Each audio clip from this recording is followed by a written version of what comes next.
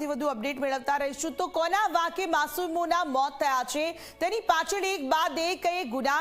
ગુનેગાર જે છે તેમના નામ તો સામે આવી રહ્યા છે, પરંતુ આ એક એવા બે નામ સામે આવ્યા છે, પરેશ શાહ અને નિલેશ શાહ, કે જેમના વિરુદ્ધ ફરિયાદ પણ નથી નોંધાઈ। તેમને મળેલા એક કોન્ટ્રાક્ટર અને કોન્ટ્રાક્ટની સાથે સાથે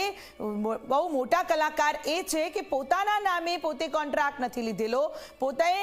તે તમામમાંથી નફાખોરી ચોક્કસથી મેળવી રહ્યા હતા। હવે આ જે સમગ્ર દુર્ઘટના બની છે ત્યારબાદ તે ભૂગર્ભમાં ચાલ્યા ગયા છે અને તેમને શોધી તેમના પર કાર્યવાહી કરવી એ પોલીસની જવાબદારી।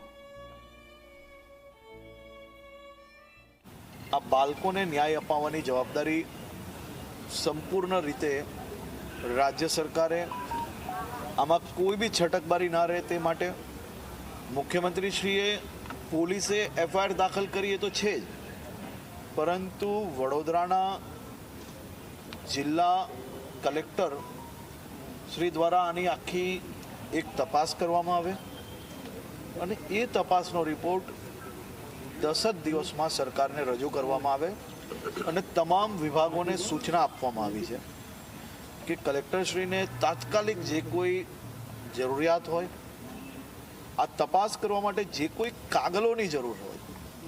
તે કોઈ બી રોકટોક વગર અને કોઈ બી તારીખો માંગ્યા વગર તાત્કાલિક આ ઇન્ક્વાયરી થાય તે માટે કાગળો રજૂ કરવામાં આવે। વડોદરા પોલીસ દ્વારા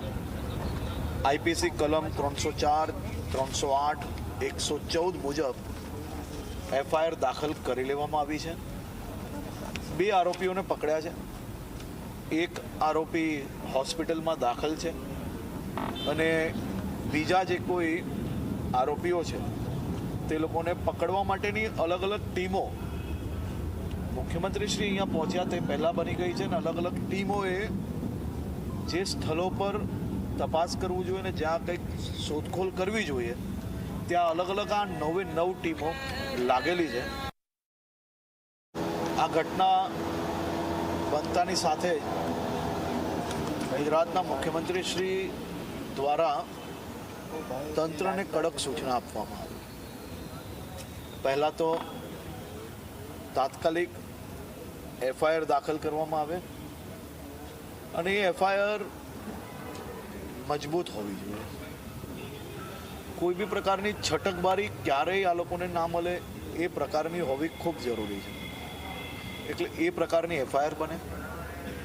અને આમાં કોઈ બી બચી ના શકે।